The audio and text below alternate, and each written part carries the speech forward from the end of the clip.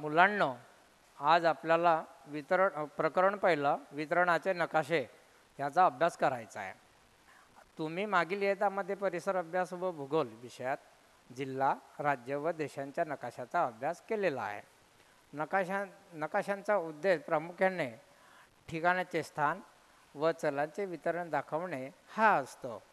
काही नकाशे विशिष्ट उद्देशाने तयार करण्यात येतात. त्यांना उद्देशात्मक नकाशे असे संबोधतात. तर हे उद्देशात्मक नकाशे असे संबोधतात. हे जे मी तुम्हाला आता समजून दिलं, तर यामध्ये उद्देशात्मक नकाशे म्हणजे काय किंवा उद्देशात्मक नकाशे कशा प्रकारे समजल्या जाते असा जर विचार केला तर आपण नकाशाचा उद्देश प्रामुख्याने ठिकाणाचे स्थान व चलाचे वितरण दाखवणे म्हणजे आणि नकाशाचे विशिष्ट उद्देशाने तयार करण्यात येत असतात. अशा या अभ्यासाला उद्देशात्मक नकाशे असे संबोधतात. अशा नकाशाद्वारे विविध घटकांचे प्रदेशातील वितरण दाखवले जाते. एखाद्या प्रदेशातील पर्जन्य, तापमान, लोकसंख्या इत्यादीचे वितरण त्या घटकांच्या आकडेवारीनुसार नकाशात दाखवले जाते. या नकाशाचा उपयोग प्रदेशातील घटकांच्या वितरणाचे स्पष्टीकरण करण्यासाठी होतो. अशा नकाशातून घटकांच्या वितरणाचा आकृतिबंध चटकन लक्षात येतो. वितरणाचे नकाशे काढण्यासाठी विद्यार्थ्यांना संबंधित घटकांची सांख्यिकीय माहिती आवश्यक असते. नकाशामध्ये हे वितरण आपण खालील 3 प्रकारे दाखवता येते. आता तुम्हाला मी वितरणाचे नकाशे आणि 3 नकाशे दाखवलेले आहेत. तर तुमच्यासमोर वितरणाचे 3 नकाशे आहेत. तर यामध्ये टिंब पद्धतीचा एक नकाशा आहे, क्षेत्रगणी पद्धतीचा एक नकाशा आहे आणि समगणी पद्धतीचा एक नकाशा आहे. म्हणजेच वितरणाचे किती नकाशे आहेत असं जर विचारलं तर आपल्याला वितरणाचे 3 नकाशे आहेत असं सांगता येतात. तर यामध्ये आपण विद्यार्थ्यांना म्हणजे तुम्ही पण लक्षात ठेवा. तर यामध्ये एक नकाशाचा आपण अभ्यास करूया. या सर्वात प्रथम टिंब पद्धत या नकाशाचा अभ्यास करताना थोडी या विषयीची माहिती समजून घेऊ. तर नंबर 1 टिंब पद्धत. सांख्यिकीय माहितीच्या आधारे टिंब पद्धतीचा नकाशा तयार केला जातो.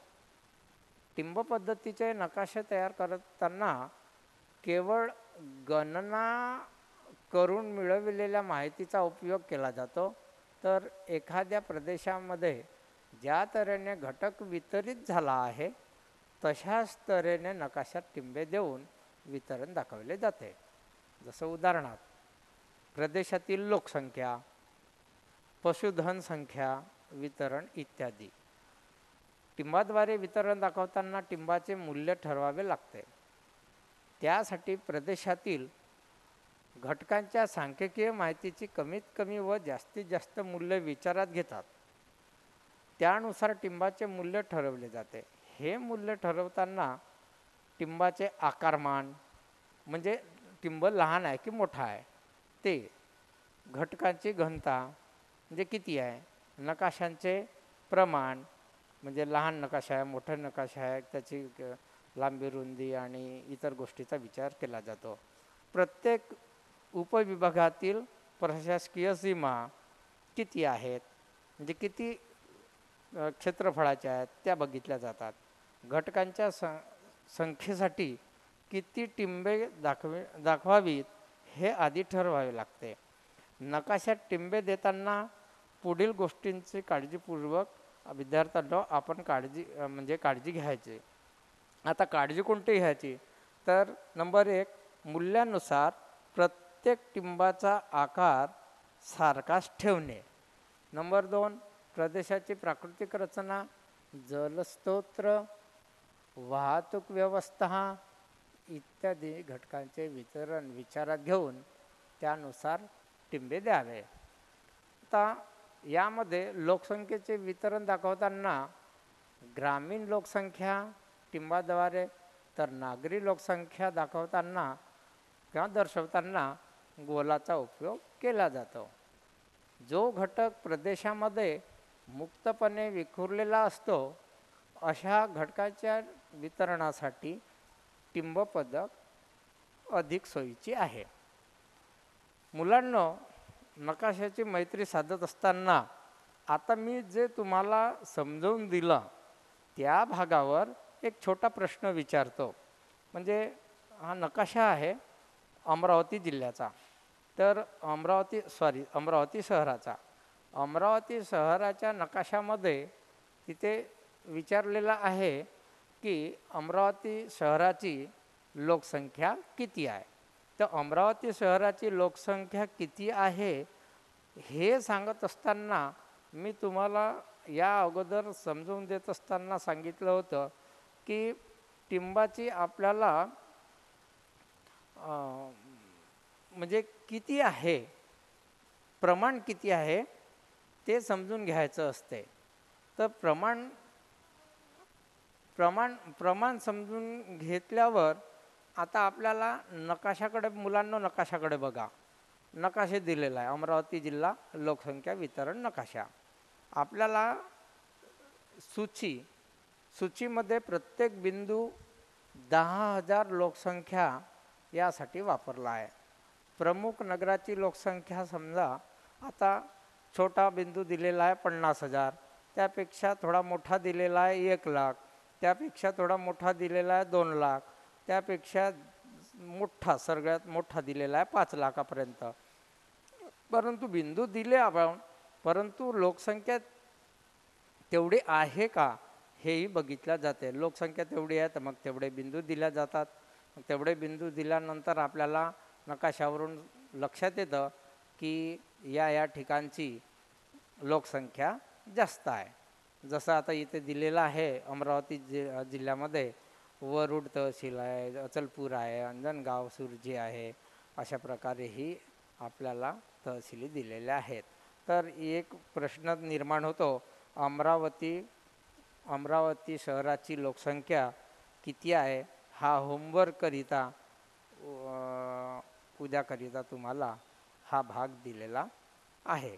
तर याचा होमवर्क म्हणून एक प्रश्न आहे, तो लिहून घ्या. अमरावती शहराची लोकसंख्या किती आहे. पुन्हा सांगतो, अमरावती शहराची लोकसंख्या किती आहे. या प्रश्नाचे उत्तर उद्याच्या पाठाला तुम्ही लिहून आणायचं. आता नंबर 2चा नकाशा आहे क्षेत्रगणित. तर क्षेत्रगणित नकाशा समजून घेत असताना हा सुद्धा अमरावती जिल्हा लोकसंख्येची घनता यामध्ये आपल्याला समजून घेता येईल. तर क्षेत्रगणित नकाशामध्ये क्षेत्र लहान आहे की मोठे आहे नकाशाद्वारे आपल्याला समजून घेता येतं. लोकसंख्येची घनता प्रति चौरस किलोमीटरला किती आहे हे आपल्याला नकाशाद्वारे समजून घेता. जसं 400 आहे, 301 आहे ते 400, 201 ते 300, 101 ते 200 आणि 100 अशा प्रकारे प्रति चौरस किलोमीटरला लोकसंख्या दाखवलेली आहे. तर यामध्ये ठळक पद्धतीने जसं आता धारणी आहे, धारणीची लोकसंख्या, त्यानंतर अचलपूर, अंजनगाव सुरजी, त्यानंतर अमरावती, तर हे ठळक रंगाने दाखवलेलं आहे. मग हे ठळक रंगाने दाखवलेलं आहे तर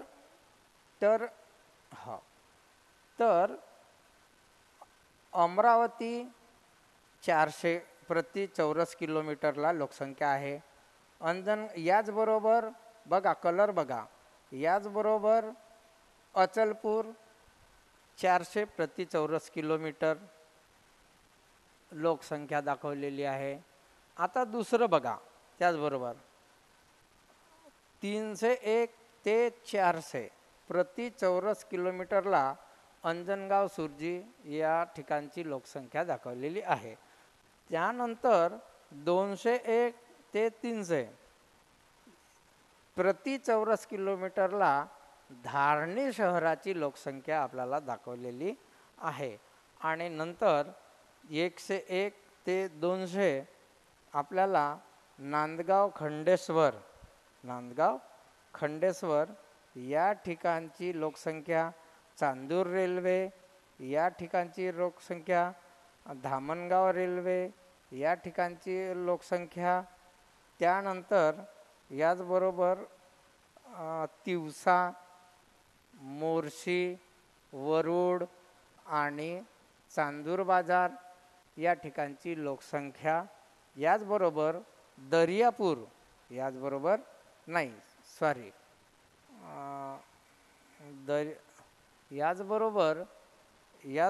आपल्याला दर्यापूरची लोकसंख्या सांगता येईल. नंतरचा भाग 100 प्रति चौरस किलोमीटरला लोकसंख्या ही आपल्याला चिखलदरा या ठिकाणची सांगता येईल. म्हणजे अशा प्रकारे लोकसंख्येची घनता या नकाशाद्वारे रंगछटाने समजता येते आणि याचा अभ्यास केला जातो. हे विद्यार्थ्यांना आपण समजून घ्यायचा आणि याचा अभ्यास, या नकाशाचा अभ्यास घरी करायचा. पुन्हा एकदा थोडं या नकाशाविषयी, क्षेत्रगणित पद्धतीविषयीची माहिती तुम्हाला सांगतो आहे. या नकाशामध्ये भौगोलिक घटकांची आकडेवारी वेगवेगळ्या छाया किंवा छटांनी दाखवली जाते. आताच मी तुम्हाला नकाशामध्ये समजून दिलं. हे नकाशे काढताना घटकांचे मापन, सर्वेक्षण इत्यादी प्रक्रियेतून उपलब्ध झालेल्या सांख्यिकीय माहितीचा उपयोग केला जात असतो किंवा करतो आपण. यामध्ये प्रदेशाच्या प्रत्येक उपविभागासाठी घटकांचे एकच मूल्य दिलेले असते. प्रदेशातील उपविभागांच्या घटकातील कमीत कमी व जास्तीत जास्त मूल्य विचारात घेतले जातात. त्यानंतर त्यांचे साधारणतः 5 ते 7 गटात वर्गीकरण करतात. प्रत्येक गटानुसार एकच रंगछटा किंवा कृष्णधवल, आपण म्हणजे काळा रंग, कृष्णधवल आकृतिबंध वापरले जातात. ते वापरताना वाढत्या मूल्यानुसार, म्हणजे जास्त वाढले तर त्या वाढत्या मूल्याप्रमाणे गडद होत गडद केले जातात, म्हणजे गडद होतात व ते मूल्य गटानुसार नकाशावर मग काढले जातात. अशा प्रकारे आकृती 1.2 मध्ये अ व ब यामध्ये अमरावती जिल्ह्यातील लोकसंख्या घनतेचे रंगछटा व आकृती कृष्णधवल आकृतिबंध वापरलेले नकाशे, हे जे आपण आता अगोदर मी तुम्हाला समजून दिलं, यापैकी एका नकाशाचे आपण जर वाचन केलं तर खालील प्रश्नांची उत्तरे सांगता येतील. जसं आता नंबर 1, लोकसंख्येची घनता 301 ते 400 प्रति चौरस किलोमीटरला असणाऱ्या तालुक्याची नावे सांगा. हे विद्यार्थ्यांनो मी सांगतो, याकडे थोडं लक्ष द्या. आता हा होमवर्क आहे, हा तुमचा होमवर्क आहे. तर होमवर्क लिहून घ्या तुमच्याकडे, होमवर्क असंच यामध्येच. तर होमवर्क राहील नंबर 1, लोकसंख्येची घनता 301 ते 400 प्रति चौरस किलोमीटर असणाऱ्या तालुक्याची नावे सांगा. नंबर 2, अमरावती तालुक्याच्या लोकसंख्येची घनता किती आहे. नंबर 3, लोकसंख्येची घनता 300 प्रति चौरस किलोमीटरपेक्षा कमी असणाऱ्या तालुक्यांची नावे सांगा. याचबरोबर तुम्हाला हे जे मी समजून दिलं, क्षेत्रगणित पद्धती नकाशा म्हणजे काय आणि क्षेत्रगणित पद्धत कशा प्रकारे समजल्या जाते, हे जे समजून दिलं, यामध्ये तुम्हाला मी 3 प्रश्न पण दिलेले आहेत होमवर्क म्हणून. ते पुढील पाठाला करून आणायचे आहेत. आता टिंब पद्धत, त्यानंतर क्षेत्रगणित पद्धत, हे 2 समजून दिल्यानंतर शेवटचं आपल्याला शेवटची पद्धत बघायची आहे, समगणित पद्धत. आणि नंतर आपण आपला वर्ग म्हणजे क्लास बंद करू. परंतु त्या अगोदर समघनी पद्धत समजून घेऊ. समघनी पद्धत समजत असताना मागील इयत्तामध्ये तुम्ही मुलांनो समुच्च रेषा व समदाब रेषाचे नकाशे अभ्यासले. आता आठवण आहे नाही आहे हे तुमचा भाग, पण आठवण करा. आपण समुच्च रेषा व समदाब रेषांचे नकाशे बघितले आहे. त्या नकाशात समान मूल्य दर्शवणाऱ्या रेषांच्या आधारे वितरण दाखवले होते. जेव्हा एखाद्या चलाचे वितरण सलग असते तेव्हा ते दाखवण्यासाठी समघनी पद्धतीचा वापर केला जातो. जशी उंची समान आहे, तापमान सारखे आहे, पर्जन्य सारखे आहे, अशा वेळेस समघनी पद्धतीचा नकाशाचा उपयोग केला जातो. तर आपण नकाशा बघू. पुन्हा आपण लोकसंख्येची घनता अमरावती जिल्हा या ठिकाणचा नकाशा बघूया. तर या ठिकाणच्या नकाशामध्ये लोकसंख्येची घनता प्रति चौरस किलोमीटरला, मागे जसं मी उदाहरण दिलं मागील नकाशामध्ये टिंब पद्धतीच्या आणि क्षेत्रगणी पद्धतीच्या, तर आता समघनी पद्धतीच्या नकाशामध्येही आपण अमरावती जिल्ह्याचा लोकसंख्येची घनता हा नकाशा पुन्हा अभ्यासूया. यामध्ये आपल्याला प्रति चौरस मीटर 400, 301 ते 400, 201 ते 300, त्यानंतर शेवटचा आहे 101 ते 200 आणि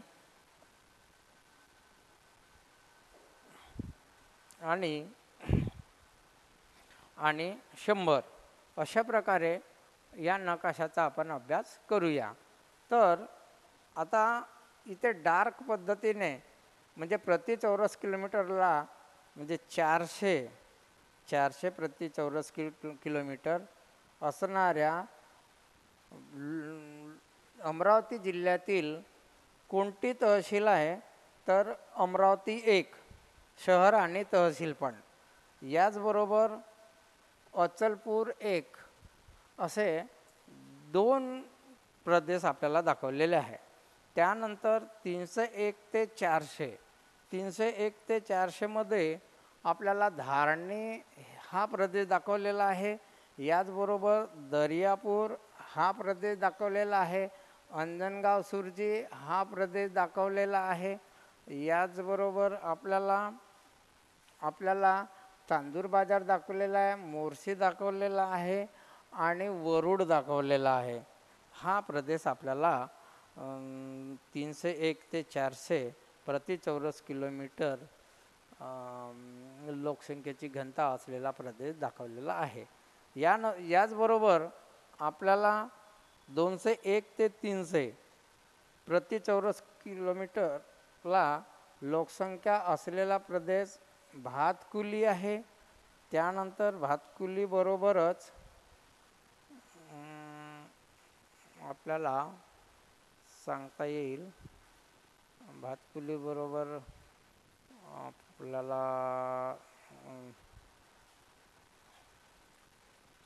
चांदूर बाजार, नंतर मोर्शी आणि वरुड हा भाग दाखवता येईल.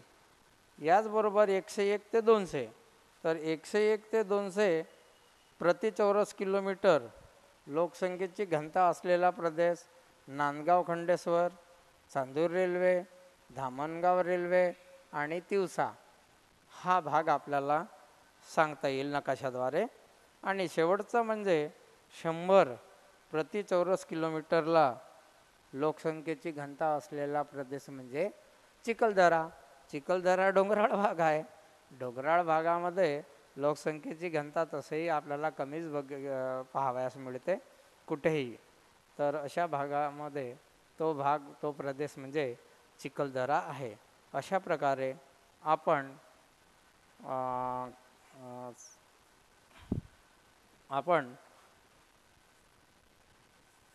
हा जो नकाशा समघनी नकाशा याचा अभ्यास केलेला आहे.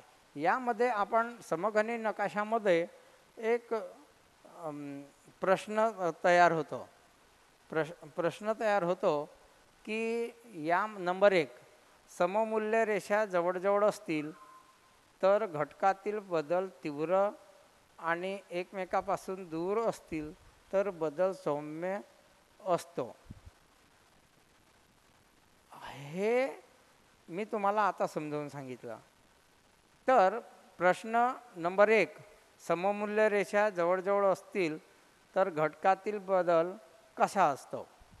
सममूल्य रेषा जवळजवळ असतील तर घटकातील बदल कसा असतो? होमवर्क म्हणून तुम्ही लिहून घ्या. होमवर्क विद्यार्थ्यांनो, होमवर्क म्हणून तुमच्याकडे लिहून घ्या. नंबर 1, सममूल्य रेषा जवळजवळ असतील तर घटकातील बदल कसा असतो? नंबर 2, या नकाशामुळे नंबर 2 पुन्हा लिहून घ्या विद्यार्थ्यांनो. नंबर 2, या नकाशामुळे घटकांच्या वितरणातील नैसर्गिक कल कसा लक्षात येतो?